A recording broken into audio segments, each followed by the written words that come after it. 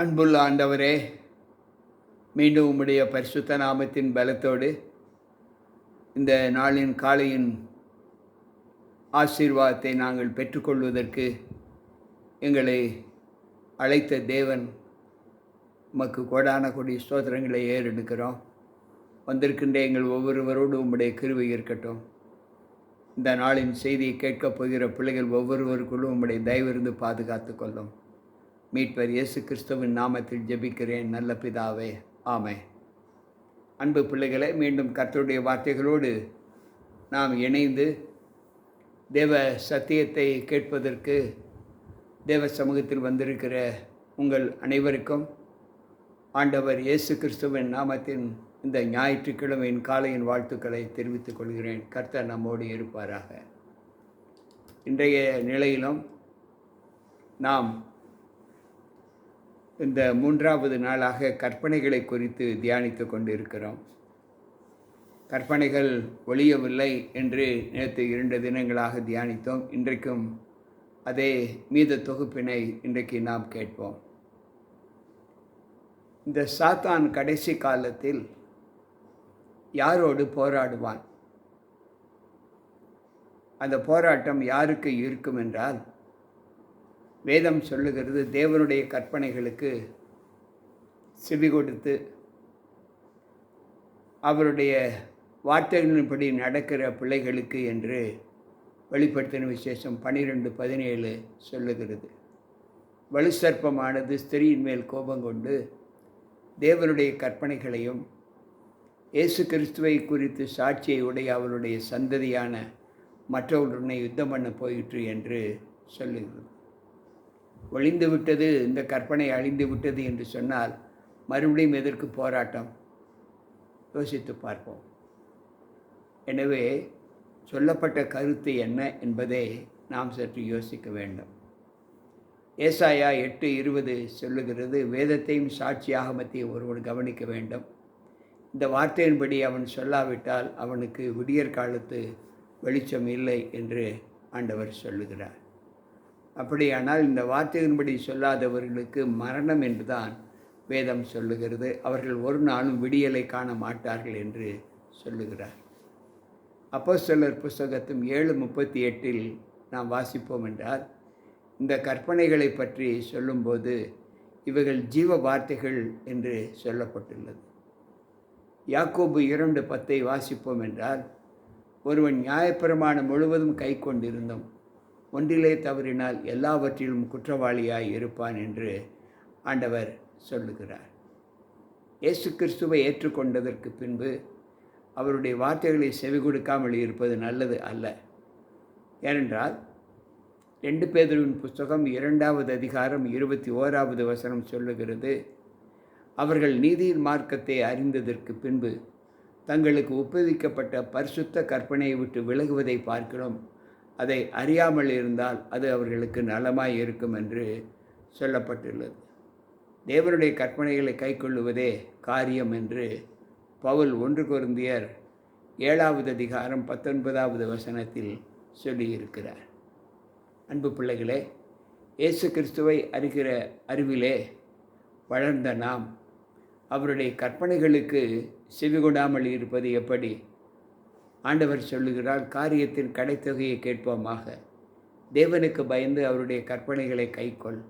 எல்லா மனுஷர் மேலும் விழுந்த கடமை இதுவே என்று பிரசங்கின் புஸ்தகம் 12வது அதிகாரம் 13வது வசனம் சொல்லியிருக்கிறது. தேவனிடத்தில் அன்புள்ளவர்கள் என்று சொல்பவர்களுக்கு வேதம் சொல்லும் போதனை என்னவென்றால், 2 யோவான் 6வது வசனத்தில், நாம் அவருடைய கற்பனையின்படி நடப்பதே அன்பு. நீங்கள் ஆதி முதல் கேட்டிருக்கிற வசனம் இதுதானே என்று சொல்லுகிறார். அன்பு பிள்ளைகளே, இன்றைக்கு நம்முடைய வாழ்க்கையில் தேவனுடைய கற்பனைகளையும் இயேசுவின் மேல் உள்ள விசுவாசத்தையும் காத்து கொள்ளுகிற பரிசுத்தவான்களுடைய பொறுமை இதிலே விளங்கும் என்று வெளிப்படுத்தின விசேஷம் 14:12 சொல்லியுள்ளார். இதை படித்த நாம் மீண்டும் திட்டமான ஒரு தீர்மானத்திற்குள் வர வேண்டும். கற்பனைகள் எவ்வளவு முக்கியம் என்று நாம் புரிந்து கொள்ள வேண்டும் என்று ஆண்டவர் சொல்லுகிறார். கற்பனையை கை கொள்ளுகிறவன் ஒரு தீங்கையும் அறியான் என்று 119வது சங்கீதம் 73வது வசனம் சொல்லுகிறது. என் கற்பனைகளை கவனித்தால் நலமாய் இருக்கும், அப்பொழுது உன் சமாதானம் நதியைப் போலவும் உன் நீதி சமுத்திரத்தின் அலைகளைப் போலவும் இருக்கும் என்று ஏசாயா 48:18 சொல்லியிருக்கிறார். கற்பனைகள் ஒழிந்துவிட்டால் நியாய தீர்ப்பு எப்படி நடக்கும்? யோசிப்போம். கற்பனைகள் இல்லை என்றால், சட்டமே இல்லை என்றால் தீர்ப்பு எப்படி வரும்? எதை வைத்து ஆண்டவர் தீர்ப்பு சொல்லுவார்? சற்று யோசிப்போம்.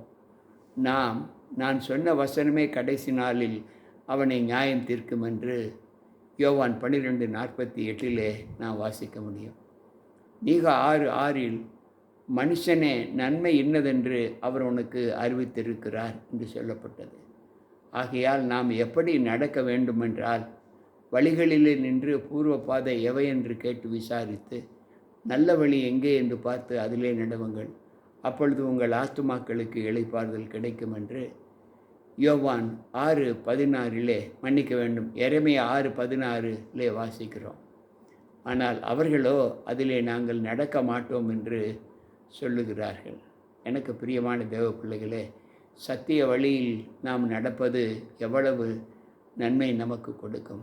1 யோவான் 2:4 2:6 வாசிப்போம் என்றால், அவரை அறிந்திருக்கிறேன் என்று சொல்லுகிறவன் அவர் நடந்தபடியே தானும் நடக்க வேண்டும் என்று சொல்லுகிறார். அவர் எப்படி நடந்தார்? நான் என் பிதாவின் கற்பனைகளை கை கொண்டு அவருடைய அன்பிலே நிலைத்திருக்கிறது போல நீங்களும் என்னுடைய கற்பனைகளை கை கொண்டால் என்னுடைய அன்பிலே நிலைத்திருப்பீர்கள் என்று யோவான் 15:10 வாசிக்கிறோம்.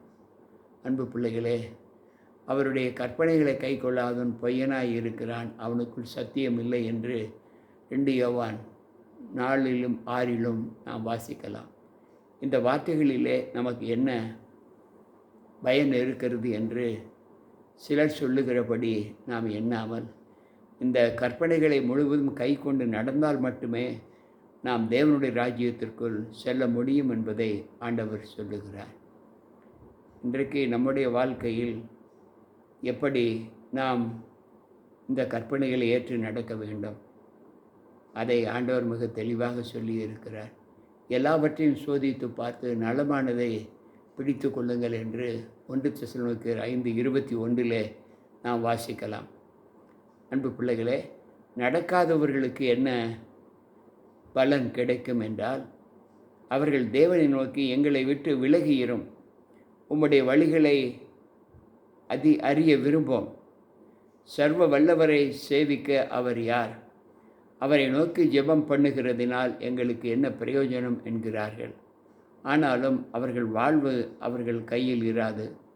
துன்மார்க்கரின் ஆலோசனை எனக்கு தூரமாய் இருப்பதாக என்று யோபு 21:14-15-16 இந்த வாக்கியங்களையும், இயேசுவே தேவன், இதுவே தேவனால் துன்மார்க்கருக்கு கிடைக்கும் பங்கு என்றும் அவன் செய்கைக்கு தேவனால் அவனுக்கு வரும் சுதந்திரமுமாம் என்று யோபு 20:29 சொல்லப்பட்டுள்ளது. அன்பு பிள்ளைகளே, இன்றைக்கு இந்த செயல்களை குறித்து நாம் சிந்தித்து பார்க்கும்போது, துன்மார்க்கர் வழிகளிலே நாம் எந்த நிலையிலும் நம்முடைய ஜீவிதத்தை ஒப்புக் கொடுக்கக்கூடாது என்று சொல்லுகிறார். துன்மார்க்கருக்கு ரட்சிப்பு தூரமாய் இருக்கிறது. ஏனென்றால் அவர்கள் தேவனுடைய பிரமாணங்களை தேடார்கள். 119வது சங்கீதம் 155வது வசனத்தில் சொல்லப்பட்டுள்ளது. ஆகையால் பொல்லாங்காய் தோன்றுகிற எல்லாவற்றையும் விட்டு விலகுங்கள் என்று 1 தெசலோனிக்கேயர் 5:22 வாசிக்கிறோம். அன்பு பிள்ளைகளே, தீர்மானம் எடுங்கள். எப்படி எனில், உமது கட்டளைகளால் உணர்வடைந்தேன், ஆதலால் எல்லா பொய் வழிகளையும் விட்டு வெறுக்கிறேன் என்ற தீர்மானத்தை நாம் எடுக்க வேண்டும். 119வது சங்கீதம் 104வது வசனத்தில் இந்த வாசகத்தை வாசிக்கலாம். எல்லாவற்றை பார்க்கிலும் நீர் அருளின எல்லா கட்டளைகளும் செம்மை என்று எண்ணி பொய் வழிகளை வெறுக்கிறேன் என்று 119வது சங்கீதம் 128வது வசனம் சொல்லுகிறது. அன்பு பிள்ளைகளே, கேட்டுக்கொண்டிருக்கிற நீங்கள் நல்வழியில் நடக்க உங்களை நம்மை உண்டாக்கின தேவன் அழைக்கிறார். வா, இயேசுவண்டை வா, நீ தாமதிப்பது ஏன்? தேவனுக்கு முழுமையாக உன்னை ஒப்புக்கொடு. பயப்படாதே, திடமனதாயிரு. உன்னை காக்கிறவர் உன்னோடு இருக்கிறார். கர்த்தர் சமீபமாய் இருக்கையில் அவரை நோக்கி கூப்பிடு. ஆண்டவரே, எனது தீர்மானத்தை உம்மிடத்தில் ஒப்படைக்கிறேன், ஏற்றுக்கொள்ளும், என்னை நல்வழிப்படுத்தும் என்று சொல்லுகிறவர்களே, சந்தோஷத்தோடு தேவனிடத்தில் திரும்புங்கள். தேவன் உங்களை ஆசீர்வதிப்பாராக. ஆமேன். கர்த்தர் உங்களோடு இருப்பாராக. ஆமேன். அன்பு பிள்ளைகளே, இந்த தீர்மானத்தை இன்றைக்கு நாம் ஒரு முடிவோடு எடுத்து, இந்த 3 தினங்களாக தேவனுடைய கற்பனை அழியவில்லை என்பதை நாம் தியானித்தோம். ஒருவேளை இதை கேட்டதற்கு பின்பும் கற்பனை அழிந்து விட்டது, கற்பனை நமக்கு தேவையில்லை, கற்பனையை ஆண்டவர் ஒழித்து விட்டார் என்கின்ற ஒரு மனப்பக்குவத்தை நாம் பெற்றிருப்போம் என்றால், அந்த இழப்பை நாம் தாங்க முடியாது. தேவன் கொடுக்கிற தண்டனைக்கு நாம் எப்படி தப்பித்து கொள்ளுவோம்? தேவனுடைய கையில் விழுகிறது பயங்கரமாய் இருக்குமே. தேவனோடு போர் செய்கிறவர்களாய் காணப்படாதபடி பாருங்கள் என்று வேதம் நமக்கு கற்றுக் கொடுக்கிறது. இன்றைக்கும் இந்த கற்பனை இல்லாமல் தேவன் நமக்கென்று வைத்திருக்கிற அந்த சுகவாழ்வு மையத்தில், அந்த புது வாழ்வு மையத்தில் நாம் ஜீவிக்க முடியாது என்பதை திட்டமாய் அறிந்து கொள்ள வேண்டும். நன்மையை பின்பற்றி நடப்போம். நம்முடைய தேவன் நம்மை தீமைக்கு அல்ல, அசுத்தத்திற்கு அல்ல, நன்மைக்கே நம்மை அழைத்திருக்கிறார். நன்மையானவைகளை பின்பற்ற வேண்டுமென்றே நம்மை ஆண்டவர் விரும்புகிறார்.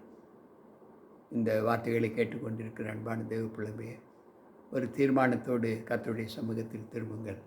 ஜெபிப்போமா? அன்பு ஆண்டவரே, உம்முடைய வார்த்தைகளை கேட்ட எங்கள் ஒவ்வொருவருக்குள்ளும் உம்முடைய கிருபை தங்கி, நாங்கள் உண்மையில் வைத்திருக்கிற நம்பிக்கை எல்லா நிலைகளுக்கும் உகந்தது என்பதை நம்பி உம்முடைய சமூகத்தில் எங்களை ஒப்புக் கொடுக்கிறோம். எங்களை ஏற்று பலப்படுத்தும். உம்முடைய தயவு நாங்கள் கொண்டிருந்த நம்பிக்கைக்கு ஆண்டவரே சாட்சியை, மகத்துவத்தை கொடுப்பதற்காக ஸ்தோத்திரம். எங்கள் மீது இவ்வளவு அக்கறை காட்டுகிறீர். நாங்கள் மனம் திரும்ப வேண்டும் என்பதே உம்முடைய சித்தமாய் இருப்பதற்காக ஸ்தோத்திரம். அதன்படி நடக்க கேட்டுக்கொண்டிருக்கிற எங்கள் ஒவ்வொருவருக்குள்ளும் உம்முடைய கிருபை தங்கி எங்களை மனமாற்றம் அடைய செய்யும். வேண்டாம் என்று சொல்லுகிற பிள்ளைகளை நீர் நேசித்து அவர்களுக்கும் நீர் ஜீவனை கொடுத்தீர் என்பதை உணரும்படி உம்முடைய வார்த்தையை அவர்களுக்கு போதித்தரணும். மீட்பர் இயேசு கிறிஸ்துவின் நாமத்தில் ஜெபிக்கிறேன் நல்ல பிதாவே. ஆமென். அன்பு பிள்ளைகளே, இந்த வார்த்தைகளை கேட்ட உங்களுக்குள் நிச்சயமாக தேவனுடைய கற்பனைகள், கட்டளைகள் எவ்வளவு முக்கியம் என்பதை நீங்கள் அறிந்திருக்கிறீர்கள். அதை ஏற்று அதன்படி நடக்க கர்த்தருடைய சமூகத்தில் திரும்புவோம். மீண்டும் நாளை சந்திப்போம். உங்கள் போதகர் ஜி.கே. ராபர்ட். கர்த்தர் நம் அனைவரோடு இருப்பாராக. ஆமென்.